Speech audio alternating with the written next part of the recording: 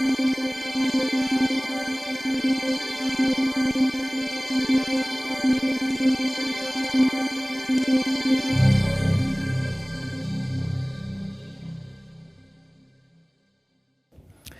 evening.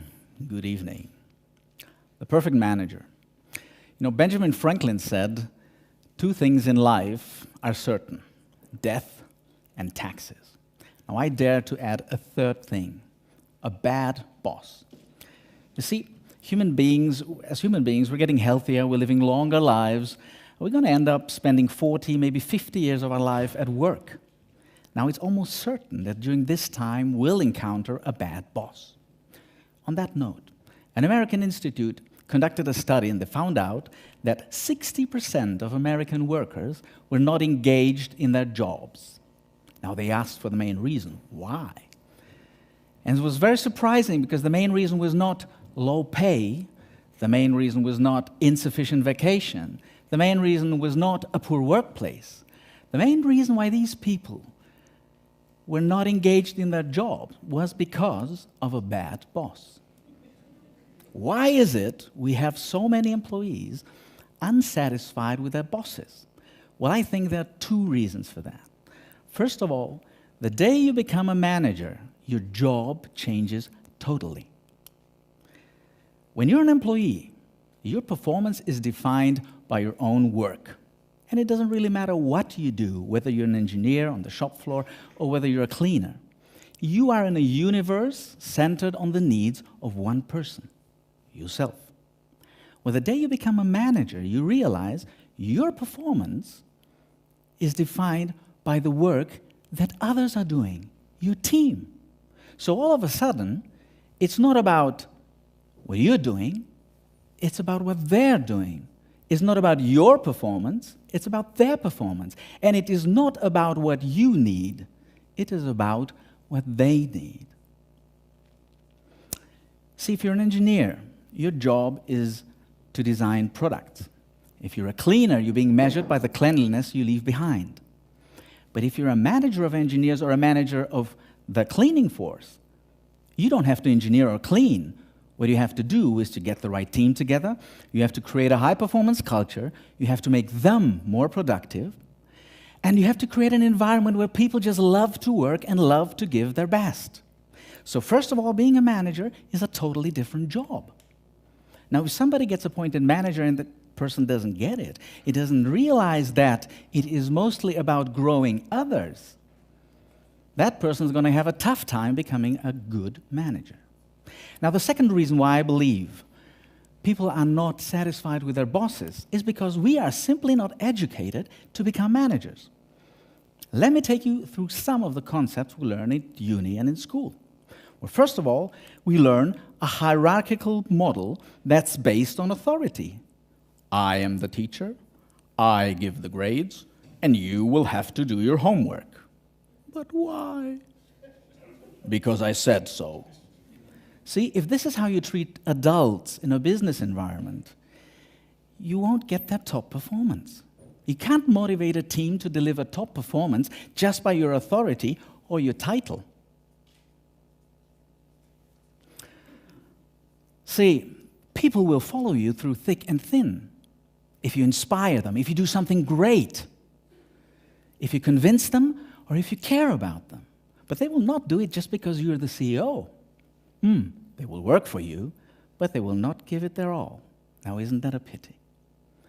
Another thing we learn in school is we learn to look at problems from every possible angle and then develop the best solution, often a very theoretical one. In business, by contrast, success is mostly defined by rapid implementation and not by the best solution. In fact, we rarely have time to even look at the best solution. Now, in schools and in universities, there's a huge misconception about risk-taking and about making mistakes. You see, if you make a mistake, you're being punished. You get a low grade, for instance. Now, as a result, we're educated to not try anything new.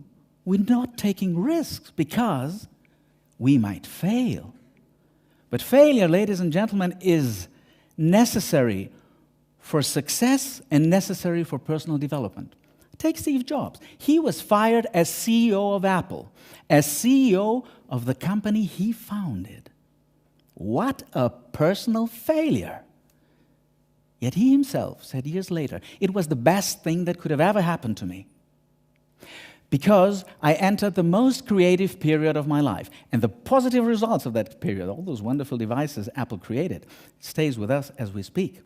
Michael Jordan, the basketball icon, said, I can forgive failure. Everybody fails at something. What I cannot forgive is not trying. But we're not educated to try. What we learn in school is we learn to serve ourselves. It's all about improving our individual grades, about maximizing our chances to get a good job. It's all about me, myself, and I. By contrast, leadership, ladies and gentlemen, is about serving others. So you see, we're not educated to become managers. If you want to become an engineer, you go to school, you learn maths and physics, you go to uni, you get an engineering degree, and you're perfectly prepared to start your job as an engineer. If you want to become a manager, you can do the same things, but the day you start your job, you will realize you're totally unprepared. There was no class on leadership. Nobody taught you how to create a high-performance culture. And by the way, what on earth is that? Nobody taught you how to pick the best person for the job. Remember, you have to set the team together. How to pick the right candidate. And nobody told you how to get rid, how to let go of the wrong people in your team, how to fire with decency. How do you give straight feedback without demolishing the other person? By actually helping the other person. You realize the day you become a manager, you're bound to fail. So no wonder 60% of American workers are not satisfied with their bosses. Now, what happens when you start a job and you're not really prepared for the job? Say, we're naming you director of a herd of camels. And the director of the camel herd has the job to travel with the camels through the desert. Now, two possible reactions in a human being. One is, wow, what a cool thing. And the other one is fear. Now, fear in a manager is a recipe for disaster. Because instead of seeing opportunities, you see threats. And you want to protect all that you have. Your ego tells you, protect everything you have achieved. So, you start kissing up and kicking down. You don't encourage others to grow. You remove every person out of your way that could be a potential threat. Now, isn't that wonderful? It's a nightmare. It's a nightmare for your business, because in the long term, you'll ruin it.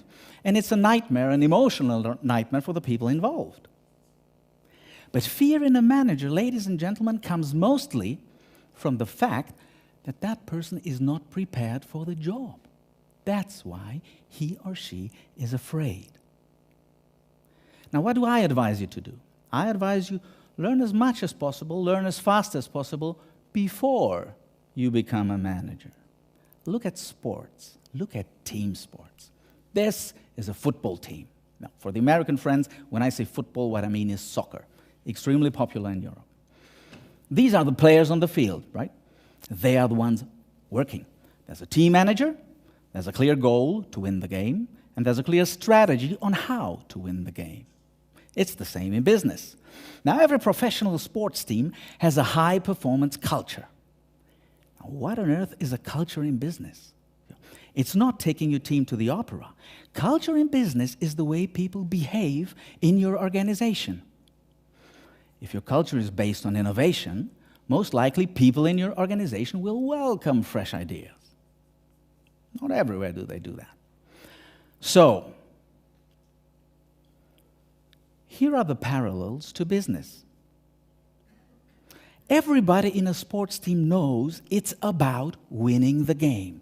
The president knows it, and the cleaner knows it. Now, I encourage you in your business, go to the accountant's team and ask an accountant if they know it's about winning against the competitors, if they know who the competitors are, and if that accountant knows that his work counts, that he is actually competing against the accountant in the competitor's organization. Or maybe your accountant thinks, we're not competing. Sales is competing. They're the ones out there. But that's wrong, because everybody in a company matters, and everybody is competing, whether you know it or not.